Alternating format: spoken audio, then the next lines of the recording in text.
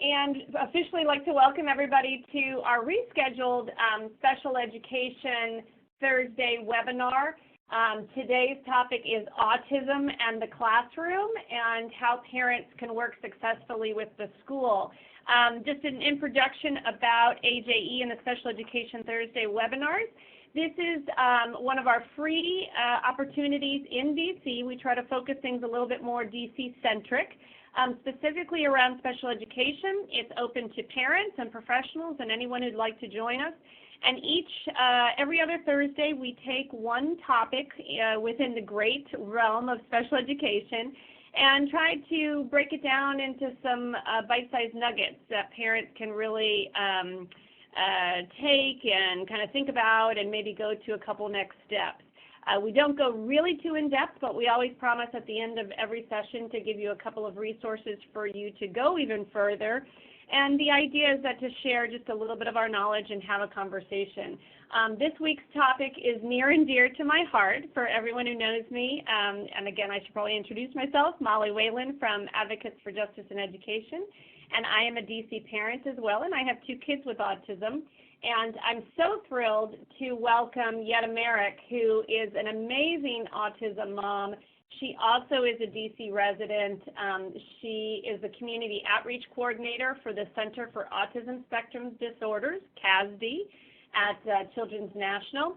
And she's also the founder of DC Autism Parents, and she has worked really tirelessly for her own child, but also has some great experience in working with others and just has a really good sense of what's out there as well. So without further ado, let me welcome Yetta. Hopefully you're still there. I'm here. Thanks, Molly, for inviting me and for rescheduling. I had a bit of a medical emergency last week, so I apologize for those of you who are on the phone or on the webinar for me not being able to make it last week. I'm feeling a lot better, but as they tell everybody, if you have a special needs child, you got to slow down. So, no taking. Yeah, put the oxygen mask on yourself first. Exactly. So note to self, guys. Yeah, next time, Yetta, let's not do it literally. So, you yes. You should have oxygen on your face all the time. Mm-hmm.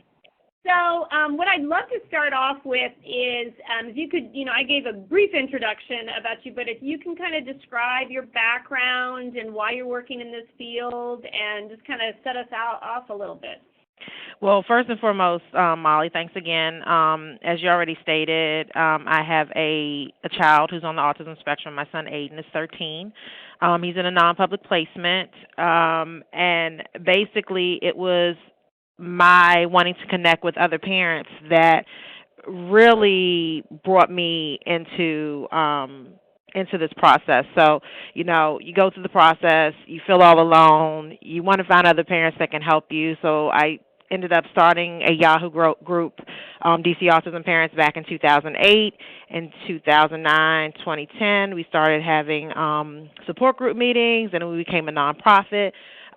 In that time, I've served on a number of boards throughout the city, have consulted with Children's National on their Patient-Centered Outcome Research Institute project for the last 3 years. And an opportunity just kind of came about where they needed a community outreach coordinator. I have a communications background. I worked for C-SPAN for 11 years as a studio technician, but all the while during that time, I was, doing my autism stuff on the side. So it was a natural fit for me to then take on this role. So it's a brand new position for CASD.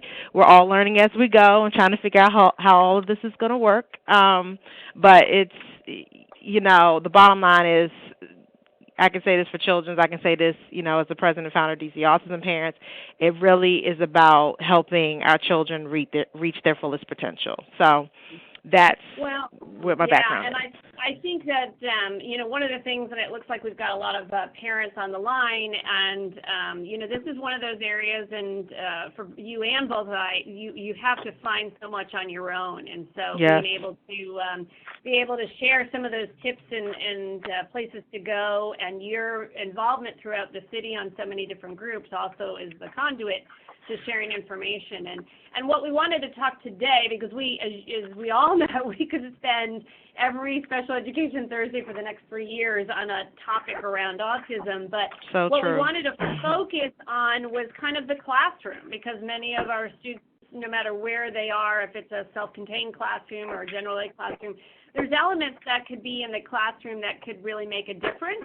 And sometimes parents don't always know to either look for those or ask for those. And so I'd love to start with, what advice would you give parents with children with autism at any age about working with their child's classroom staff or classroom teachers?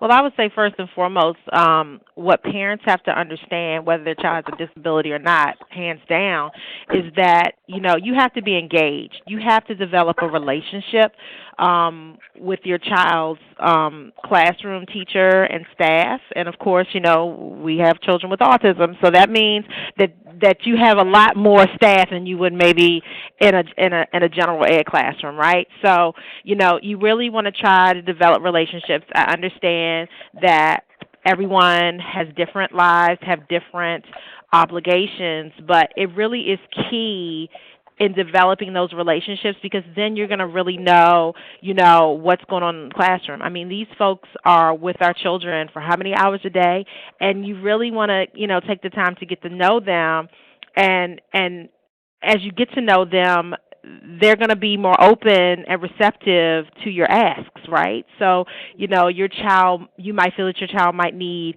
more speech therapy. Well, if you're just someone that's coming in and asking and you're not really invested, like teachers, staff, they pay attention to that. You really have to be invested, in your child and really show that you care. I mean, I know that might seem like, something very simple, but just think about human relationships in general.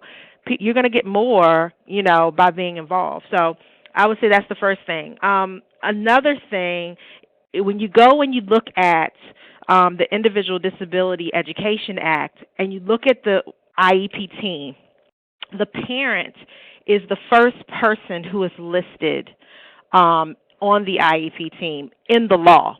So we have to be actively engaged, again, can't say this enough, actively engaged in what is going on in the classroom. And that doesn't necessarily mean that you have to, have a master's degree in special education, understand or know what OT is. And I know Molly's going to be giving a talk about what OT and PT are shortly in her special education Thursday talks. But, you have to come to the realization and believe in yourself and know that you know your child best, that, there are certain things that even in the classroom, staff might not know unless you share that with them. So really try to, engage, really try to be an active participant in your child's education. Third thing I would say is you also want to, as you're advocating and learning how to advocate for your child, because we don't just advocate, we don't just know how to do this through osmosis, right? We have to learn over time, how to advocate for our children, and that's, you learn as you go. It's baptism by fire when you have a child with autism or any disability, right? You really want to, make sure that you are, kind when you interact with, these folks. You want to make sure that you are professional. And it's not to say that you're not going to get upset. It's not to say that you're not going to be passionate. This is your child. However, you want to maintain, a professional, kind relationship with these folks, because they also have a lot on their plate too. Just like you have your child with autism, these teachers, these staff are also dealing with not just your child, but other children, whether they have a disability or not, depending on what classroom they're in. So it's really important to sometimes take a look from the other side and, really try to embrace, because that's going to help, I think, all of us. And I forget too, I'm sure Molly forgets too, to take a step back and reflect and figure out, how can we get through this one step at a time. Yeah. I really love that, Yetta. I think one of the things that, is so important, and for all the parents on the call too, is that none of us, you don't have to be an expert to be engaged. And one of the things that I love to say, and I know you kind of were talking about it, is you can ask questions. You can stop any meeting and say, I don't know what, doing this 3 out of 5 times, without trial and error means, or, Right. I don't understand what this education evaluation is. Explain it to me. And sometimes all of us feel uncomfortable doing that, but as you said, most of us are not an education expert, and being able to stop and ask questions is so important.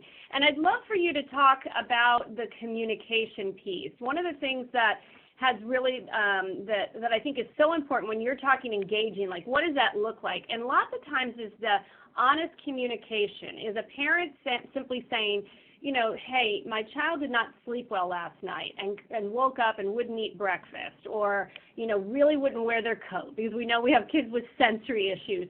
And Right. being honest about that to the teachers, because otherwise if you think, oh, I'm going to hide it because I'm embarrassed as a parent, or, yesterday didn't go well, then you're kind of giving a ticking time bomb to the teacher, and they're kind of like, we don't know why they're acting so different today, or this is really worse. So it's really important for the parents to be as honest about that communication, and it can just be like, here's what's going on in the day, or here's what happened.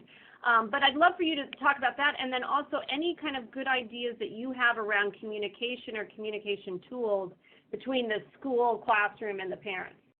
Right. So great point about the communication. So yes, definitely, in terms of engaging, you want to be in constant communication with classroom teacher and staff, even, other related service providers if possible. I know different schools have different mechanisms for doing that, but even something as simple as, having a communication book that goes back and forth between home and school, that's one way to to communicate with staff.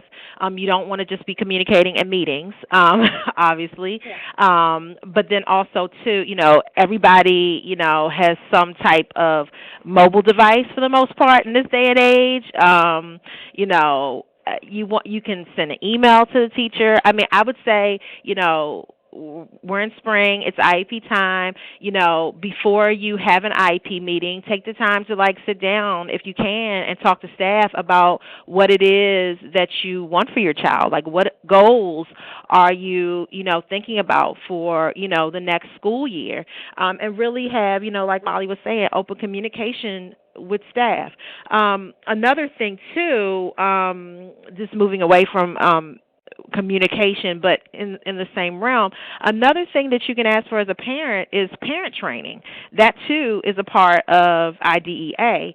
So if there's something that they are doing, at school that you're not quite sure how to implement at home, you can ask for some for parent training to support you. Now, I don't think they're going to necessarily be coming into your home to do that. It would take, you would have to make the time to probably go up to the school or set up time to do that. But I think that's something, worth exploring. And again, all in communication, all in, being engaged and wanting to learn more about, what your child's doing in school. And then also, too, with regard to communication, you want to make sure that your child is generalizing what is happening in school. Now, I understand that, home environment and school environment are different, but a lot of our children have communication goals. What are they targeting in school? You have access to the child's IEP. At least you should. If you don't, we need to look into that. But, look at the IEP. What are they targeting with regard to communication? How can you, learn how to communicate better with your child? What are they doing at school? And just really, like Molly was saying, asking these questions to, figure out how you can help at home, because helping them at home only makes, the teachers, better, because you're helping them do their job. But then also that's helping your child, which is huge, far beyond anything else, right? We all want our children to succeed and be successful. So just really, just think about communication in everyday life. What other ways, can you communicate? And really take ownership and figure out, what's going to work best for you and the teacher, and just have that conversation and set it up. And I think, really the key is what you just said is like what works best for you. And it really, the school can do this, but, it's almost better as a parent to say at the beginning of the year, I'm great with emails, but I don't, I won't be typing them or writing them until the evening. Or you can reach me on this phone number in the mornings, or I can't take calls during the day. And then really, like you said, highlighting some of the tools we've got. A picture is worth 1,000 words. And if you say to the team, hey, listen, if you can send me a picture of the student doing what they said or a successful moment, and then I can do the same, like, hey, we got them to take a bath last night following the 1, 2, 3 process of, water and shampoo and pieces, and be able to communicate that back and forth. As you so really said, especially when we're talking about kids with autism in the classroom, these skills have got to transfer between the classroom and the school and at home and in the community. And the best way to show growth with that is, through pictures and being able to share that. So I want to switch a little bit and talk about what you have seen as kind of some common problems that happen between autism families and the school, and maybe some suggestions if you have them. Well, from my personal experience and just in, interacting with, some other parents locally, I mean, one of the, problems is trying to make sure that the services children are providing are appropriate, that are being provided are appropriate. And so I think that, again, we have got to, really look at, how these children are being assessed, levels of education, and I'm not trying to step on any foot, levels of education, the support staff. There are a lot of things that, need to be looked at in the process. And then, just thinking about, the services in general, we want to make sure that they are individualized. There is no one size fits all. And I think that the more parents realize that, but then also, and we'll go over this in the resources, I'm thinking about Rights Law. Molly and I actually went to the Rights Law conference a couple weeks ago. You want the services to be appropriate, but however, you have to look at the law. It's not about what you think is best. It's about what is appropriate. So, if you have access to, to providers outside, and I know this is not the case for everyone, but if you do, really try to, get their advice, in terms of like where your child is functioning. There are a lot of, other resources out here that, can help you kind of figure out and navigate what you think might be appropriate based on what you know about your child. But again, you got to look at that law and figure out, how to, find that balance, because of course we all want what's best, and Right. and what's best is not always what's appropriate. So Right. I would say you got to keep that that in mind. And then, and also thinking about like a common thing. A lot of our children, as you know, have sensory issues. We talk about the communication, we talk about sensory issues. Like that's kind of like you think about autism. These are the things we think about. But really trying to think about the environment. When our children go in, if they're fluorescent, what am I trying to say? Fluorescent lights in the classroom. I've gone into some spaces where they have those lights covered up because the light is just too much.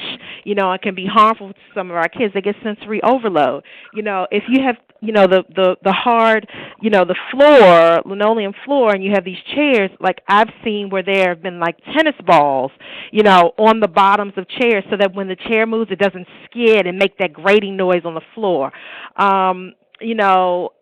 Other things, just thinking about special seatings. Are there, like those bouncy balls, that the kids can sit on, like if they're a mover, or they have like these cushions that a child can sit on to help them get the wiggles out. If your child, needs access to, sensory breaks or movement breaks, like these are some things, that can, I don't want to say simply, you want to have, OT, or PT looking at that and providing support to staff to ensure that that's implemented.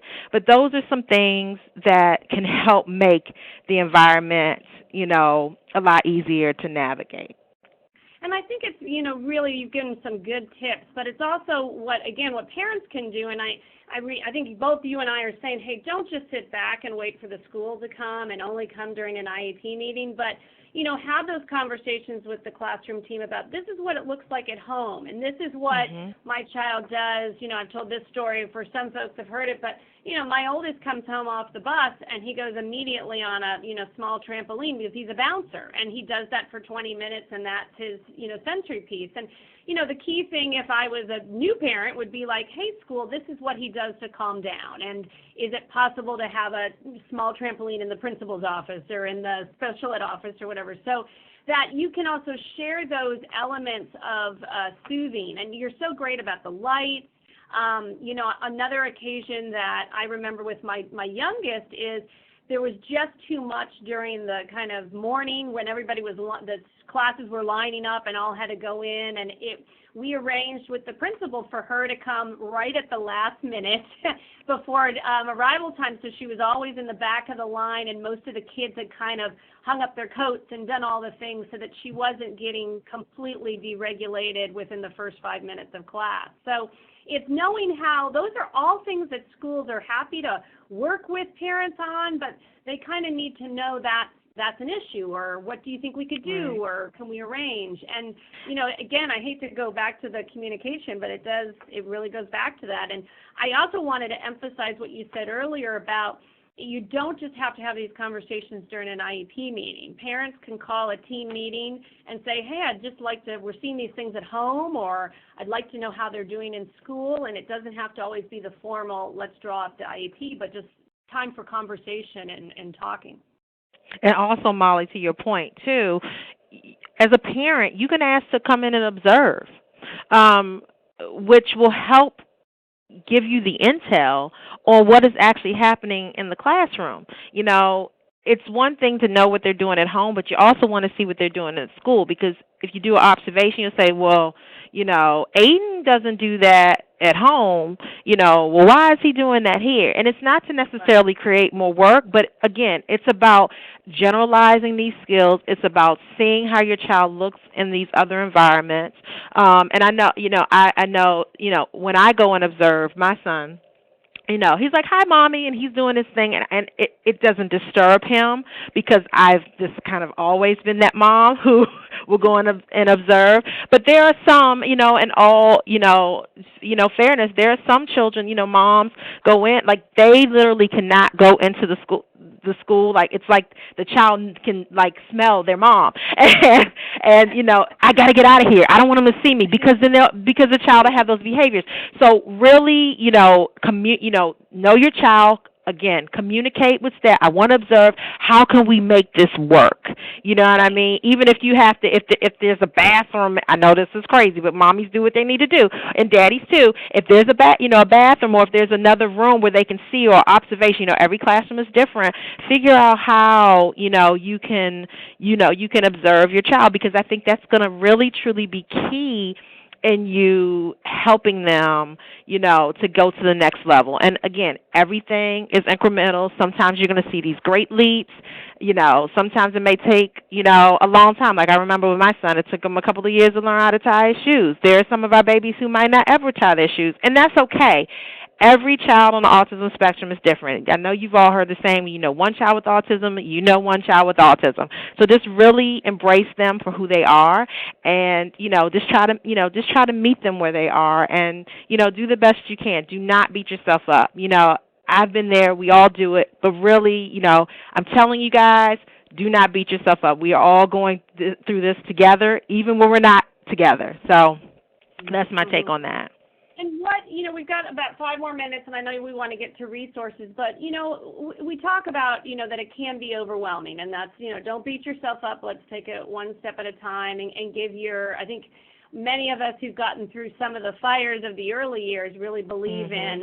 Don't count on those timelines. Give your if they need 4 more years to do things like ride a bike or get safe in the water or do these things, that's okay. That sometimes happens a lot with kids with autism, that they need more years to meet those pieces. But do you have any, what's your favorite thing to tell new parents with autism, advice-wise or, words of wisdom? Number one, it's a journey.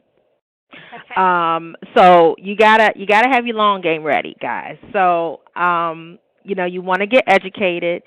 Can't push the communication, enough. I mean, you really have got to, try to connect with other parents and communicate with, service providers, so that you can get the tools that you need to help your child. When Aiden was young, it's overwhelming. I mean, it's overwhelming, for any of us. Molly will say the same thing, I'm sure. It's overwhelming. She has 2 kids. I have 1.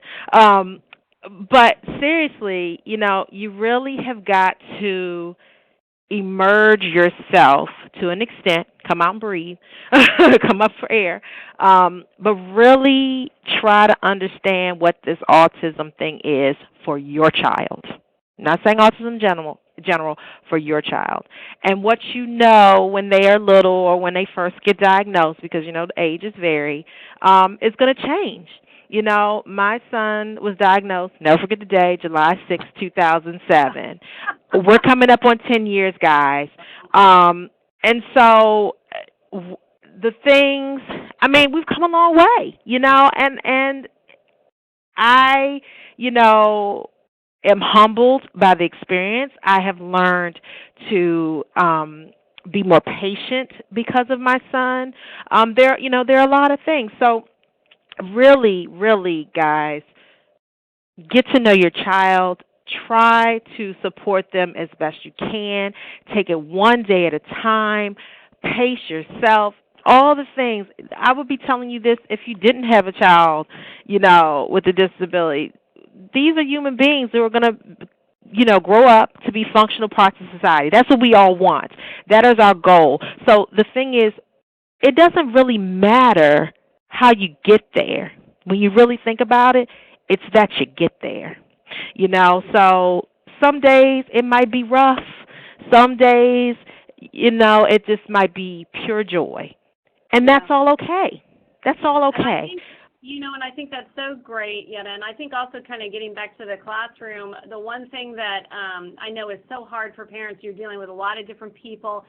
Some people in the classroom you're going to click with really well and communicate and have those great pieces, and there's others that you're not. And it's, the best you can do is sometimes just hold out for that year, but, kind of stand your ground. And, I really just want to reiterate what you said about, hey, we're all coming together to talk, and we may get upset with each other or have those moments, but it's the end game with the school, too. It's a long game, and, it's just not going to be possible to get through every year without any kind of, conflict. And so but that's life, right, Molly? That's life. That's not just autism. And I think we gotta we gotta step outside of the autism sometimes and remind ourselves that it's a little bit different. Our challenges might be a little bit different, but it's life. We're all gonna have these challenges, and I think that is what can help get us through when we don't, feel like we can. Right. I've put on the screen, for those of you who are online, the resources. So, Yetta, can you kind of talk about the 3 websites and organizations you put up? So obviously, Children's National Medical Center, their Center for Autism, or I should say Health System, excuse me. That's the job. That's my gig. So we have resources for families. If you go to the website, you can check those out there. There's also some neat stuff called Autism Online, which has videos about, autism for, young children, school-age children and teens. You can check out some of those videos. DC Autism Parents, which is my nonprofit, we are currently trying to get all our resources updated, but reach out to me if you have more questions or other thoughts or concerns.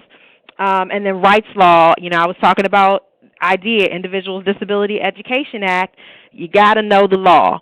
So Rights Law is the place to go. When you go to the website and scroll down, you'll get overwhelmed when you go. But just click on the autism link. There's a lot of great things there. And just like I said, guys, you really got to educate yourself so they don't pull one over on you. And that's anybody. That's not just the schools. That's doctors. That's everything. You know, you just really want to be in the know. That's the bottom line, guys. I've also put, those are 3 great spots, and one of the things that we've always talked about in our Special Education Thursdays is we always end with resources, but instead of giving you, most places you go will give you a list of like, here's 50 websites to go to, but I've always asked our guests to choose like 2 or 3 of your favorite places to start and just go there so that you don't get overwhelmed.